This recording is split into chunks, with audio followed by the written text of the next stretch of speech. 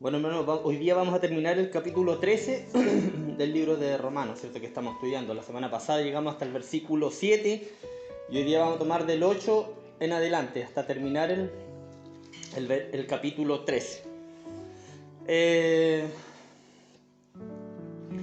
Los primeros dos versículos, 8, o sea, tres versículos, del 8 al 10 del capítulo 13 dice: no debáis a nadie nada, sino el amaros unos a otros, porque el que ama al prójimo ha cumplido la ley. Porque no adulterarás, no matarás, no hurtarás, no dirás falso testimonio, no codiciarás, y cualquier otro mandamiento en esta sentencia se resume: amarás a tu prójimo como a ti mismo. El amor no hace mal al prójimo, así que el cumplimiento de la ley es el amor, dice hasta el versículo 10. Bueno, la semana pasada, ¿cierto? Pablo acababa de hablar del pago de los impuestos. ¿Se acuerdan que estuvimos hablando? Y vimos eso la semana pasada. Y la advertencia que hace ahora, en el texto ahí que sigue, no debáis nada a nadie, mantiene la continuidad de su enfoque en las obligaciones financieras del cristiano, como vimos la semana pasada, lo que es el pago de impuestos. Pastor, la hermana está ahí. La frase se interpreta algunas veces como si implicara que los cristianos no están en libertad a lo mejor de contraer deudas, de cualquier tipo, porque dice no debáis nada a nadie, ¿cierto? Y se puede interpretar así, como que el cristiano, ¿cierto? No debería tener ninguna deuda de cualquier tipo, nada. Sin embargo, no existen, amado hermano, prohibiciones categóricas, ¿cierto? A la prestación del dinero o al endeudarse, entre comillas, en general. Hermanos, es imposible para muchos hermanos, por ejemplo, comprar en estos tiempos una casa, por ejemplo, al contado. Es muy difícil, ¿cierto? Y para muchos es necesario adquirir una deuda hipotecaria. Y la mayoría de la gente lo hace. Entonces la prohibición aquí no es a no tener ningún tipo de deuda. Así lo mismo tal vez a lo mejor con un vehículo, qué sé yo, podemos adquirir esa deuda. O tal vez cosas inesperadas, ya sea por salud, un préstamo general para pagar una operación, qué sé yo. En el Antiguo Testamento los préstamos eran autorizados. De hecho, la ley tenía regulaciones precisas sobre los préstamos y prohibía, supongamos, los cobros de intereses a las personas que habían quedado desvalidas, por ejemplo, que habían adquirido alguna deuda y quedaron desvalidos. Se les prohibía a los prestamistas el cobro de intereses, pero no prohibía el préstamo en general con intereses razonables tampoco. La Biblia en los dos testamentos justifica la solicitud de préstamo o de algún endeudamiento por parte de aquellos que tengan una necesidad real y no cuentan con otro recurso donde obtener, ¿cierto?, para poder adquirir lo que necesitan. Y también manda a los creyentes que estén en capacidad de hacerlo, que presten también esos recursos a los hermanos que a lo mejor lo necesitan, que están más desvalidos, sin aprovecharse tampoco de ellos. Hermanos, no es pecado pedir un crédito o adquirir alguna deuda, pero sin importar cuánto se deba, es necesario pagarlo a tiempo y por completo. Como cristianos debemos hacerlo, ¿cierto? Según los años a lo mejor que lo hayamos pactado o sacado, al tiempo que se haya pedido. Estos principios financieros son la esencia, digamos, de la advertencia de Pablo, donde dice: no debáis nada a nadie. Podemos adquirir una deuda, pero debemos pagarla como corresponde. También es importante no endeudarse por el solo hecho de aparentar algo, que tal vez ni siquiera somos. O pedir, por ejemplo, más de lo que podemos pagar. O pedir o endeudarnos, como dije recién, para aparentar frente a la sociedad que a lo mejor soy superior a los que están al lado mío. Eso ante los ojos de Dios es vanidad y también es pecado. Aparte y por completo de todas las consideraciones o situaciones económicas, amado hermano, todos los creyentes tenemos la obligación constante también, dice ahí el texto, de amarnos unos a otros. Y esta es una deuda, amado hermano. Esta es una deuda porque viene hablando Pablo de esto, de la deuda, ¿cierto? Y el amarlos los unos a los otros es una deuda que siempre debemos estar pagando. Siempre, y nunca terminaremos de pagar. Uno de los padres de la iglesia llamado Orígenes, considerado como una máxima autoridad en los asuntos de teología, decía: la deuda de amor se queda con nosotros de manera permanente y nunca nos abandona. Es una deuda que pagamos todos los días y quedamos debiendo por siempre, decía este hombre. Nuestro amor, amado hermano, de unos a otros se aplica, ¿cierto?, ante todo a los hermanos en la fe, a quienes nos reunimos, ¿cierto?, en el nombre de Jesucristo, nuestros hermanos y hermanas en Cristo. Amar y servir a otros cristianos, amado hermano, es amar y servir a Dios mismo. La palabra lo dice también. Por otra parte, amaros unos a otros también aplica a los incrédulos, a quienes están sin Cristo. Nosotros como cristianos también debemos amarlos. La obligación a amar no es solamente a los hermanos en la fe, sino a todos, al prójimo, ¿cierto? Incluso, como también lo vimos clases anteriores, esto aplica a nuestros enemigos, a quienes nos han hecho daño o nos hacen algún daño. Nuestro Señor nos dice en Mateo 5:44, dice: oísteis que fue dicho, amarás a tu prójimo y aborrecerás a tu enemigo. Pero yo os digo, amad a vuestros enemigos, bendecid a los que os maldicen, haced bien a los que os aborrecen y orad por los que os ultrajan y os persiguen. Amado hermano, es un mandamiento del Señor y es muy difícil de cumplir. Dígame que no. Es muy difícil de cumplir. Pero no podemos amar de esta manera, amado hermano, de una manera justa y abnegada. Lo podemos hacer, amado hermano, con la ayuda, ¿cierto?, que nosotros tenemos del Espíritu que mora en nosotros. En primer lugar, debemos tener en cuenta que nuestro Padre Celestial, amado hermano, en su gracia, en su amor, provee a sus hijos todos los recursos que necesitan para obedecer sus mandamientos y seguir también su ejemplo. Él no los dio la orden de hacer semejantes a Él y ya ustedes arréglenselas solos, no.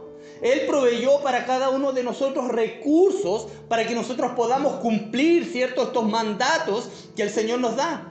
Somos capacitados por Dios para pagar nuestra deuda de amor. Romanos 5:5 dice: porque el amor de Dios ha sido derramado en nuestros corazones por el Espíritu Santo que nos fue dado. El amor de Dios mismo, amado hermano, es la fuente inagotable con la cual nosotros podemos cumplir también este mandamiento de amarlos los unos a los otros. Este amor que Dios nos manda, amado hermano, este amor que Dios nos manda a tener debe ser un amor puro, debe ser un amor genuino, ¿cierto? Más de alguna vez lo hemos compartido en el libro de Romanos. No debe ser un amor cínico o un amor fingido, porque el amor no puede coexistir con la hipocresía. No pueden estar juntos, ¿cierto? Lo más admirable de todo es que el Señor, amado hermano, en su gracia infinita, ha dispuesto que el amor justo sea un amor recíproco también. No muchas veces ocurre así. Yo a veces puedo amar a una persona porque Dios me lo manda, pero esa persona a lo mejor no me ama a mí. Pero en lo posible debe ser así. Debemos saber que todos somos capaces, ¿cierto?, de amar a Dios porque Él nos amó primero a nosotros.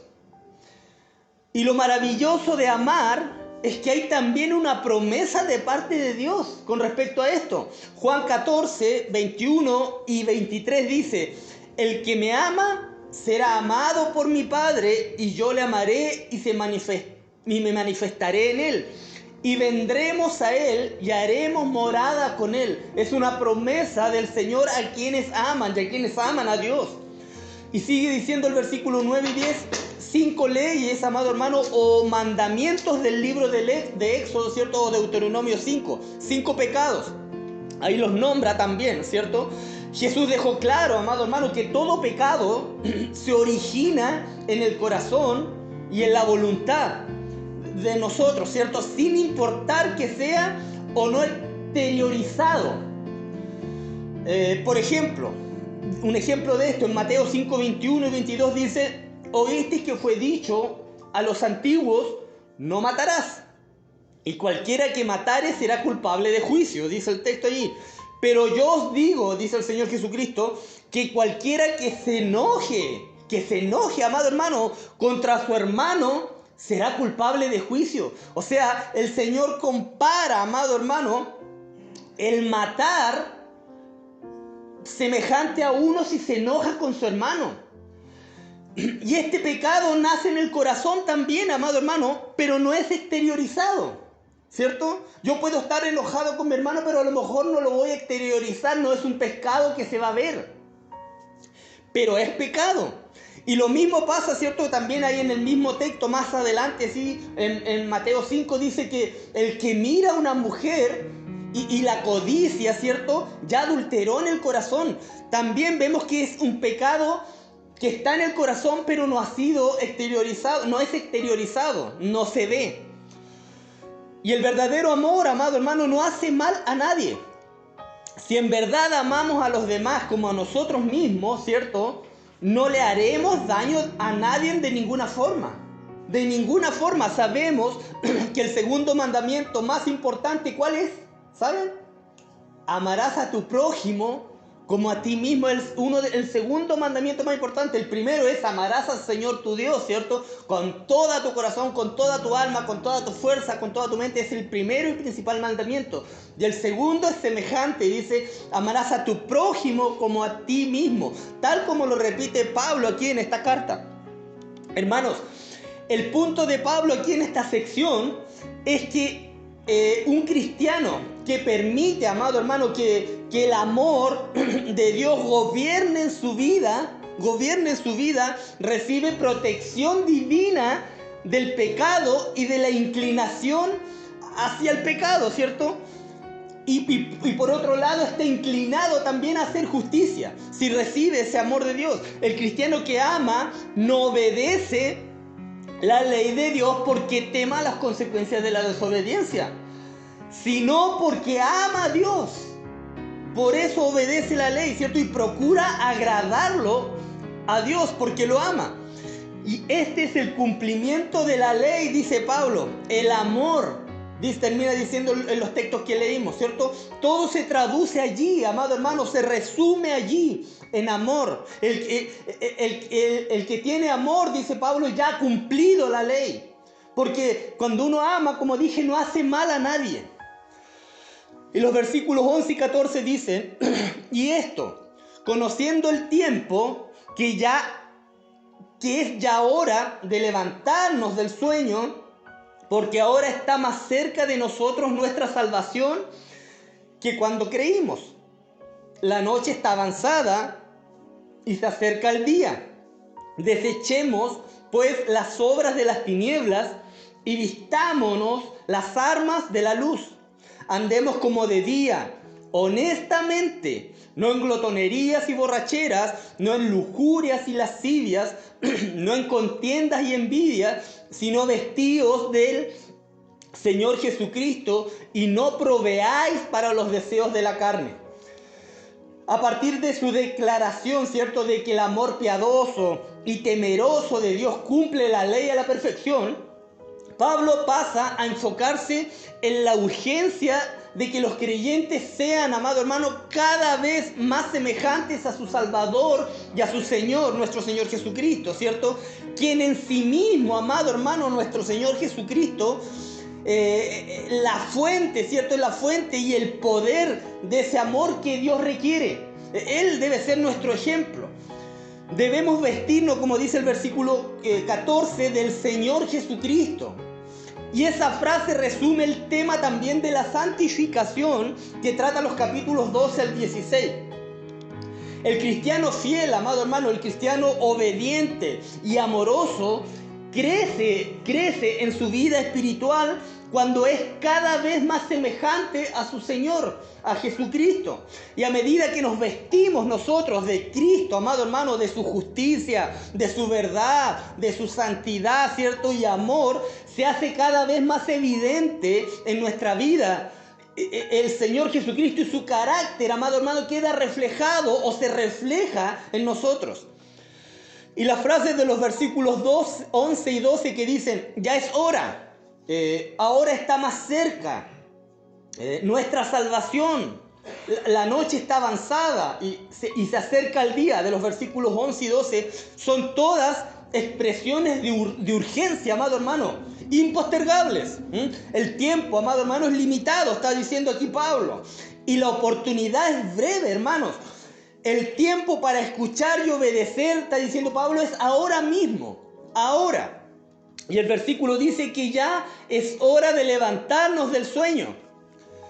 Muchos creyentes, amado hermano, que son muchas veces también en algunas congregaciones o doctrinas mal enseñados por la palabra de Dios, o simplemente no se les enseña, amado hermano, o también porque tienen poco interés también algunos hermanos por las cosas espirituales.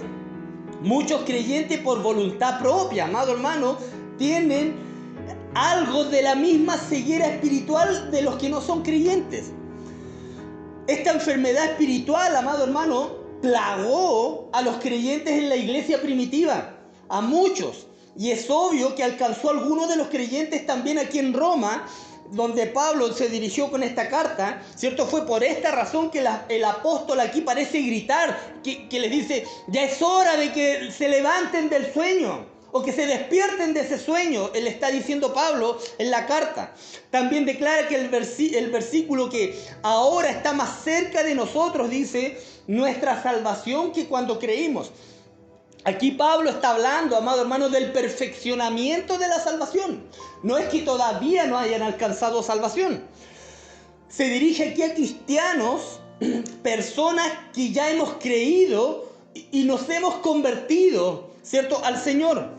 La salvación que está más cerca se refiere a una dimensión futura, ¿cierto?, o definitiva de nuestra redención. A saber, ¿cierto?, nuestra glorificación, cuando nosotros seamos glorificados. No sé si todos entienden estos conceptos: justificación, santificación, glorificación. Como se mencionó, ¿cierto?, en otras clases, la justificación se refiere, amado hermano, a una posición que nosotros adquirimos o que se declara, ¿cierto?, sobre nosotros que somos justos. Y tiene lugar una sola vez y salva al creyente del castigo del pecado. Y es definitiva, amado hermano, no se pierde. La santificación se refiere al proceso, ¿cierto?, que tiene lugar durante la vida, durante el peregrinar o el camino del cristiano, y es el crecimiento espiritual por medio de la justicia práctica. ¿Qué es la justicia práctica? La justicia práctica es ser honorable ante Dios, ante las personas, ¿cierto?, actuar moralmente bien. Y la glorificación se refiere a la perfección última del creyente como un hijo de Dios. Cuando estemos en la presencia del Señor, cuando venga el Señor a buscarnos, ¿cierto?, nosotros iremos al Padre y ahí seremos glorificados, tendremos un cuerpo glorificado. Eso es glorificación, cuando estemos en la presencia del Señor por una eternidad. Y el apóstol apela aquí a ese motivo escatológico, ¿cierto? La escatología es el estudio de los últimos tiempos, los tiempos finales. La experiencia del regreso inminente de Cristo es lo que Pablo está hablando aquí. En todo el Nuevo Testamento, amado hermano, en todo el Nuevo Testamento los cristianos son llamados a vivir en santidad, a que tengamos una vida santa, ¿cierto?, como anticipación del regreso de Cristo. Eso debería ser el incentivo, amado hermano, supremo para vivir de acuerdo a la voluntad, ¿cierto?, de Dios y para su gloria. No conocemos ni podemos conocer, ¿cierto?, la hora del regreso de Cristo. Aunque hay algunas iglesias por ahí que ya tienen la fecha y hasta la hora de cuándo va a venir Jesucristo. Eso no es así. Pero existen evidencias, amado hermano, abundantes de que no queda mucho tiempo. No queda mucho tiempo. Sabemos que estamos más cerca de la venida de nuestro Señor Jesucristo que cualquier otra generación en la historia. Cada día que vivimos, amado hermano, estamos un día más cerca de la venida de nuestro Señor y Salvador Jesucristo y de los acontecimientos finales en el plan redentor de nuestro Dios. También la declaración de Pablo, la noche está avanzada y se acerca el día, significa, amado hermano, que el tiempo de pecado, ¿cierto? Que hace alusión a la noche, que el tiempo de pecado, incredulidad y rebelión, amado hermano, espiritual del hombre, está a punto de terminar. ¿Ah? Y el tiempo de juicio, ¿cierto? Ya se aproxima. Gloria y justicia de Dios está a punto de comenzar. Y en el Nuevo Testamento el término día se aplica con frecuencia para representar la aurora, por así decirlo, el regreso inminente de nuestro Señor Jesucristo. Y aquí se utiliza como contraste con la noche, que representa las tinieblas espirituales del hombre, que casi ya está llegando a su fin cuando venga nuestro Señor Jesucristo. Sigue diciendo el texto en la segunda parte del versículo 12 y el 13 también dice: desechemos pues las obras de las tinieblas y vistámonos las armas de luz. Andemos como de día, honestamente, no en glotonerías y borracheras, no en lujurias y lascivias, no en contiendas y envidias. Dice hasta el versículo 13: desechemos. Alude aquí a la idea de abandonar algo, de renunciar a algo, de dejar de lado, ¿cierto? Y en este contexto es obvio que hace referencia al arrepentimiento de las obras de las tinieblas. Un término genérico, amado hermano, que incluye todos los pecados en que un creyente puede incurrir.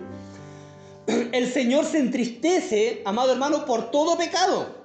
Pero los pecados de sus propios hijos contristan en especial al Espíritu Santo que mora en nosotros, con el cual fuimos sellados, ¿cierto?, para el día de nuestra redención, como también dice Pablo.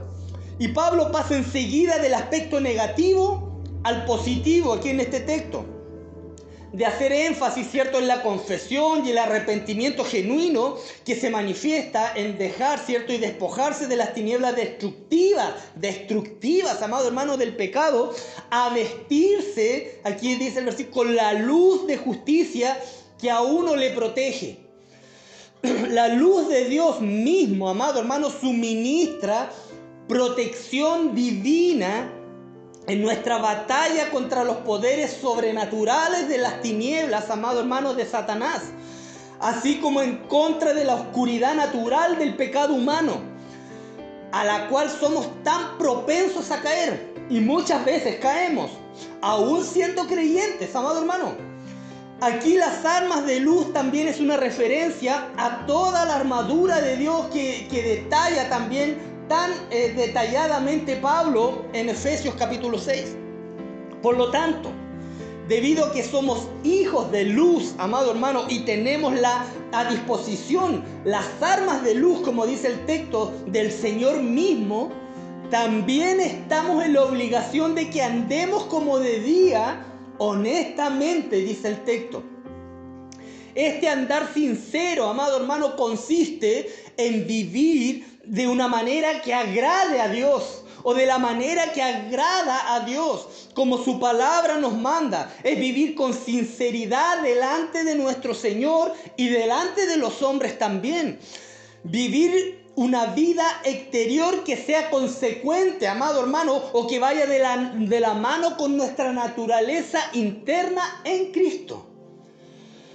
Una vez más, vemos en el texto de Pablo otra vez de vuelta al aspecto negativo, ¿cierto? Pablo menciona, como lo hace con frecuencia, cierto número de pecados específicos y característicos de nuestras vidas que reflejan tiniebla en lugar de luz espiritual.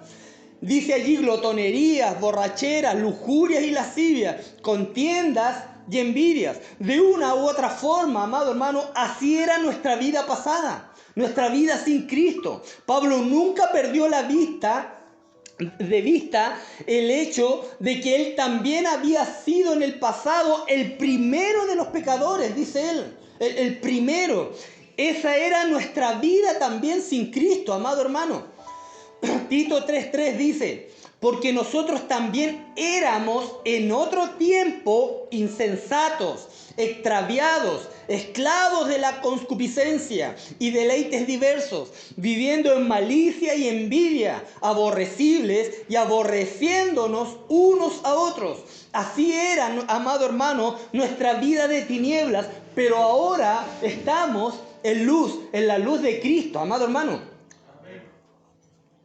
Y el último versículo del capítulo 13 dice, versículo 14: sino vestíos del Señor Jesucristo y no proveáis para los deseos de la carne. Un versículo muy fácil de entender. Como se mencionó al principio, ¿cierto?, de este capítulo, la expresión de esta clase, la expresión vestíos del Señor Jesucristo representa un crecimiento espiritual. Un crecimiento espiritual continuo, amado hermano, de aquellos que se han convertido en hijos de Dios mediante la fe en el Hijo de Dios, ¿cierto?, en nuestro Señor Jesucristo. A medida que crecemos en Cristo, nuestra vieja vestimenta o nuestra vieja naturaleza, ¿cierto?, de pensamientos y hábitos pecaminosos es desechada continuamente. Y es un proceso. Y su vestidura, amado hermano, divina, de justicia, de verdad, de santidad y amor es puesta sobre nosotros. No en todos, amado hermano, este proceso es igual. Hay personas, aunque la meta es la misma, hay personas que tienen un proceso más lento que otros. Y hay que tener ojo con eso también. El proceso en algunos es muy rápido y en otros el proceso es un poco más lento. Pero la meta es la misma. Al avanzar en nosotros el proceso de nuestra santificación, amado hermano, el carácter del Señor va siendo cada vez más nuestro propio carácter.